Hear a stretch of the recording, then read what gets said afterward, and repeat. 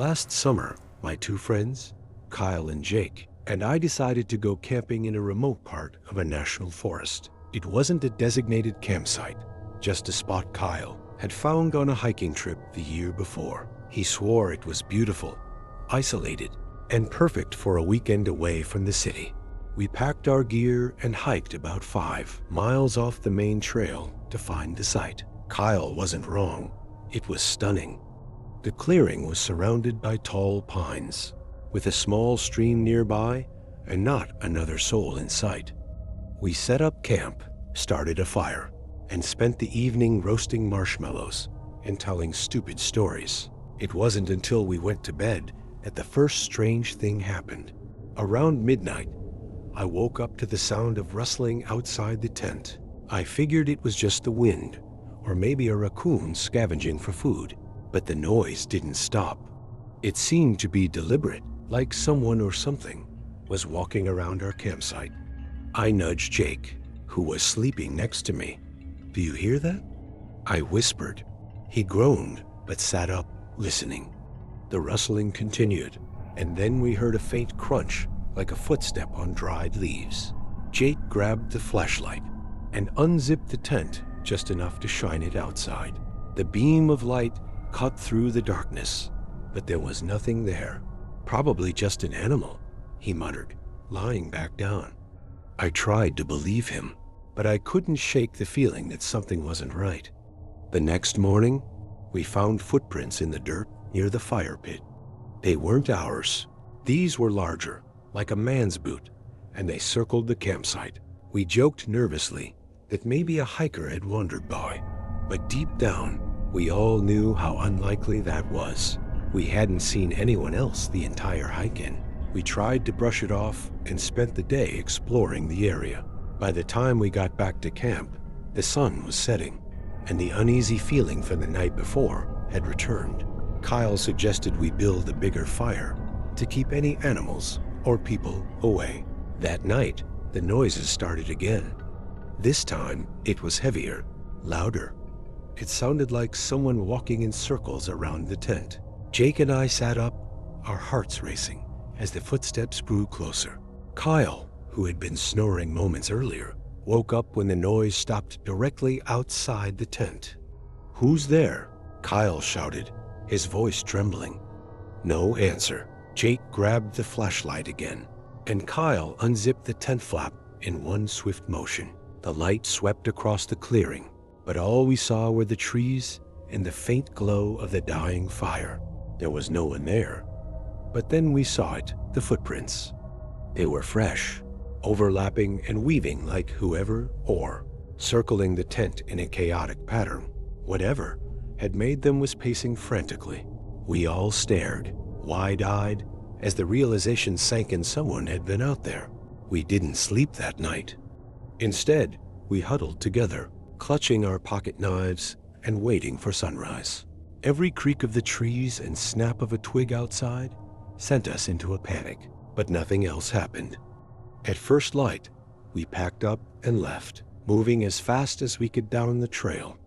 About a mile from the campsite, we came across something that made my blood run cold, a pile of rocks, carefully stacked in the middle of the path. It hadn't been there when we hiked in. Kyle tried to laugh it off. "Probably just some kids messing with us," he said, but his voice was shaking. We didn't stop until we reached the parking lot. As we loaded our gear into the car, I glanced back at the trailhead, half expecting to see someone watching us. There was no one there. We never reported what happened. What would we even say? But I haven't been camping since. Whatever was out there that night wasn't just some random hiker, and I don't ever want to find out who or what it was. 2 summers ago, my girlfriend Lara and I decided to go camping in a remote part of Oregon. It wasn't an official campsite, just a spot we'd heard about from a friend who swore it was quiet and untouched by other campers. The idea of being completely alone in nature sounded perfect. We arrived late in the afternoon after a long hike in. The spot was beautiful, a small clearing surrounded by towering pines. There was a stream running nearby, However, we couldn't see it from our spot. We pitched the tent, gathered firewood, and set up camp just as the sun dipped below the horizon. That night, as we sat around the fire, the forest felt impossibly quiet. No birds, no crickets, just the occasional rustle of leaves in the breeze. Lara commented on it, but we shrugged it off, joking that we'd finally found a place truly off the grid. It wasn't until we were getting ready for bed that we noticed something strange. Maybe 50 yards away, a faint light flickered through the trees. At first, I thought it was just a firefly, but it didn't move like one. It was steady, soft, and yellow, like a lantern. "Is there someone out there?" Lavra whispered. "I don't know," I said, trying to sound calm. "Maybe another camper." But the light didn't move. It just hovered there, blinking occasionally like it was swaying gently in the wind. After a few minutes, it disappeared, leaving us in the pitch-black darkness of the forest.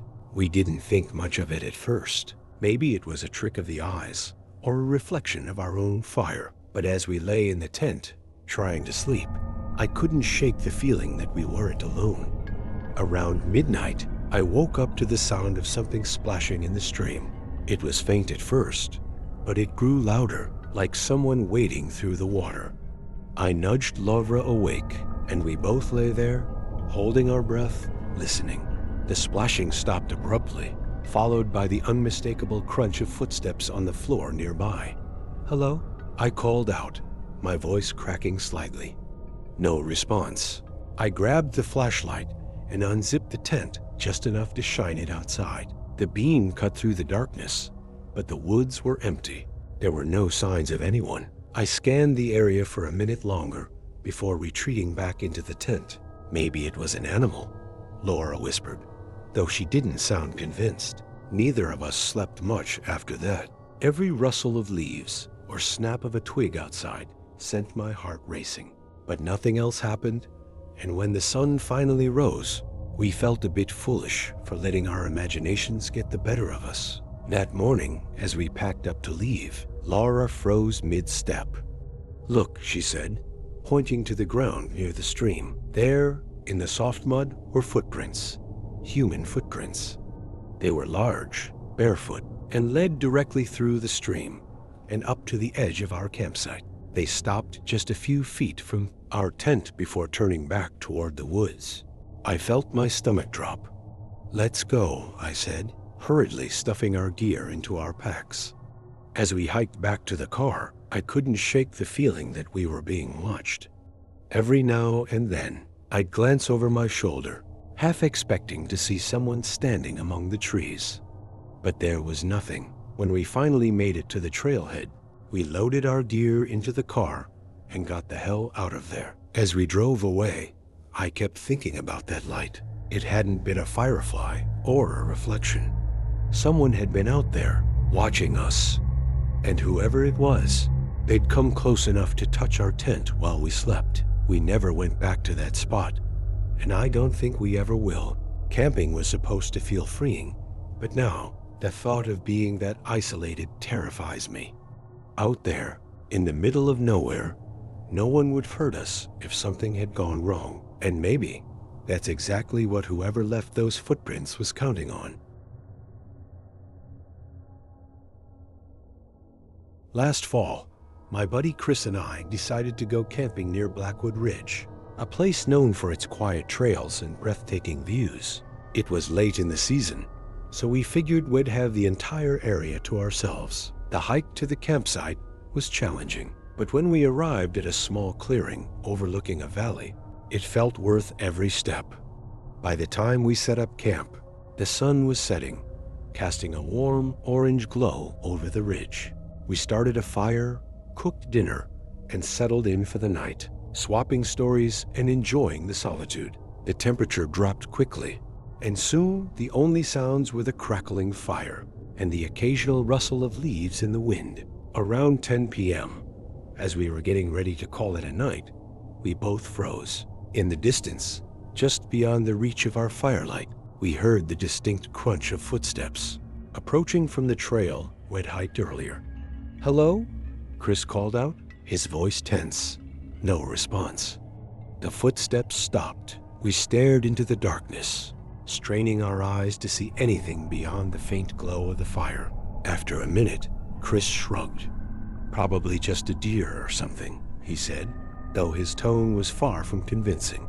We decided to ignore it and crawled into our tent. The fire was still burning outside, casting faint shadows on the walls of the tent.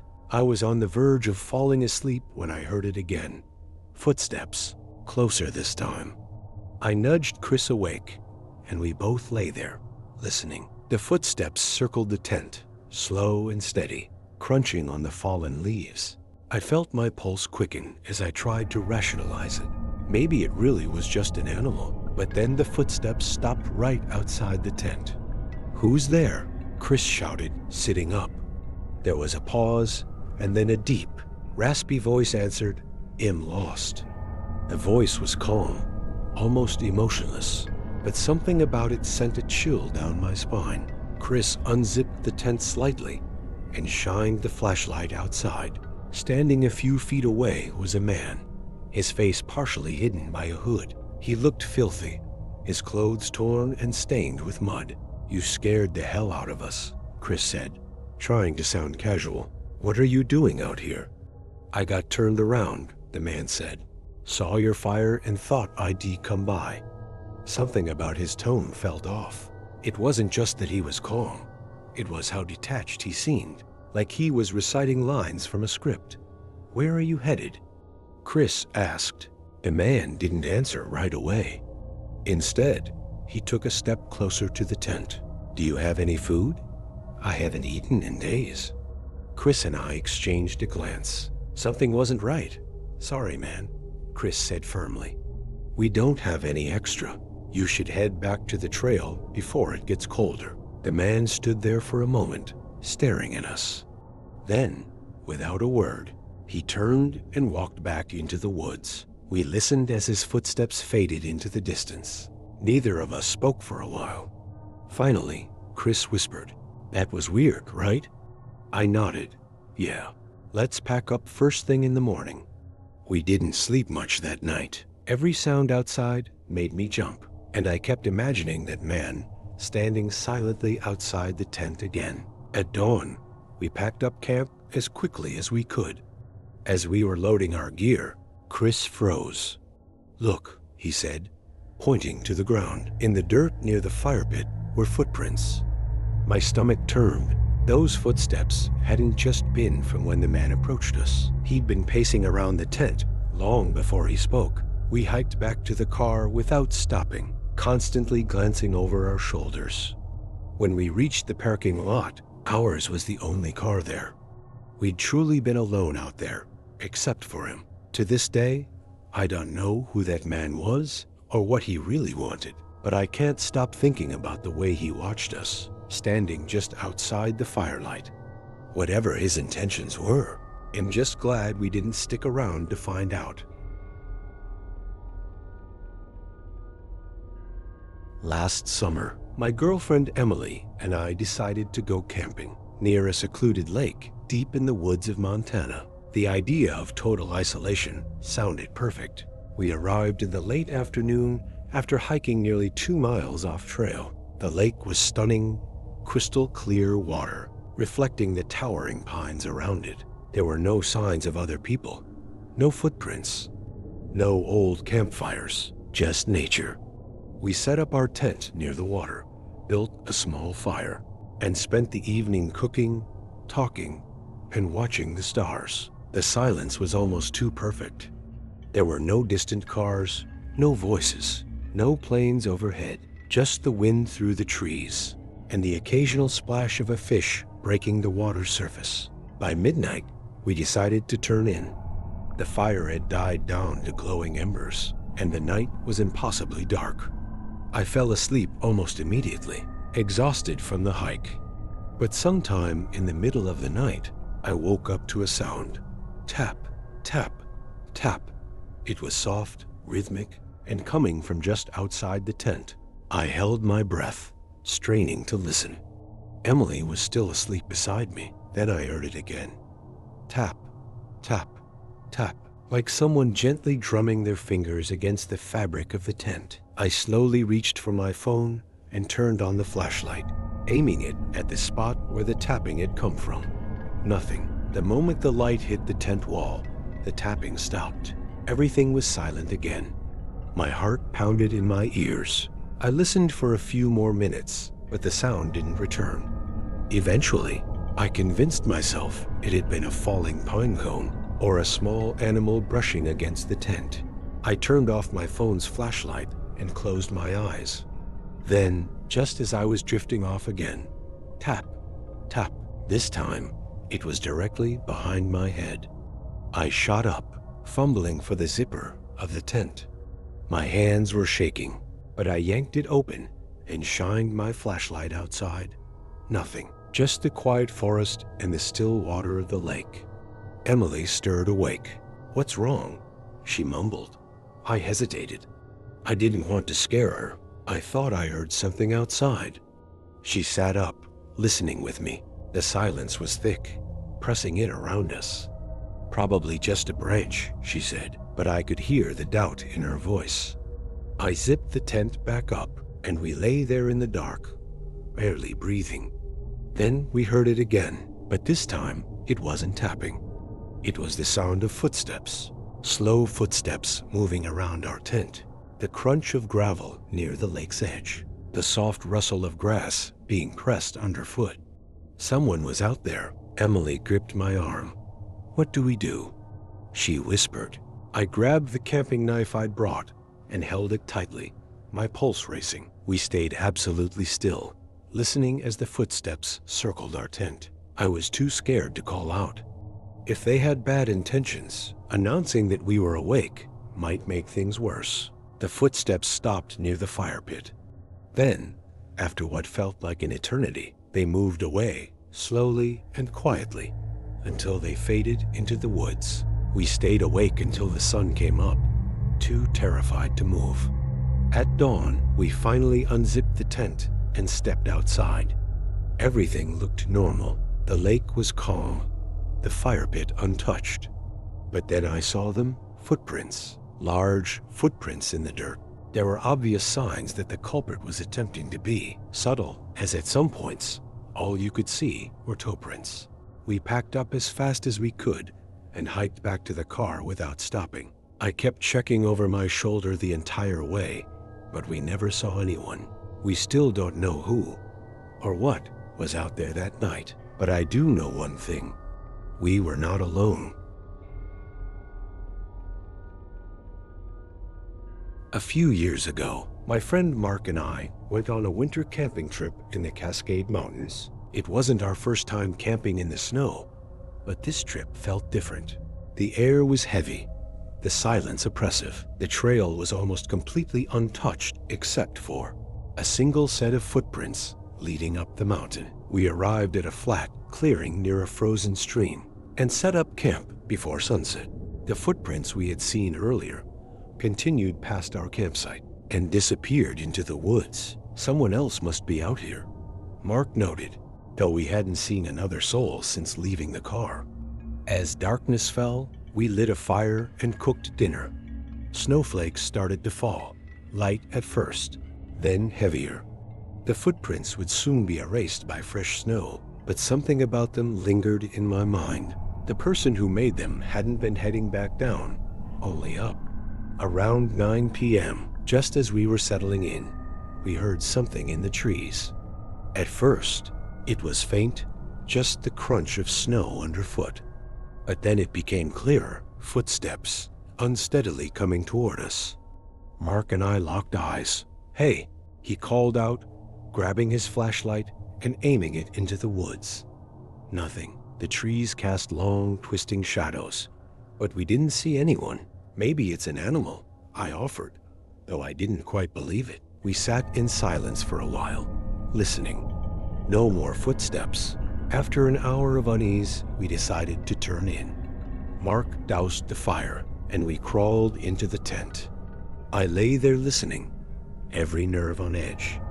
Then, just as I was dozing off, "Help me," a voice, weak, hoarse, and close, Mark and I bolted upright.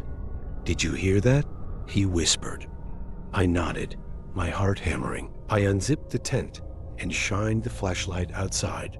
A man stood at the edge of our campsite. His clothes were thin, completely inappropriate for winter. His face was pale, lips cracked, eyes wide with something between fear and exhaustion.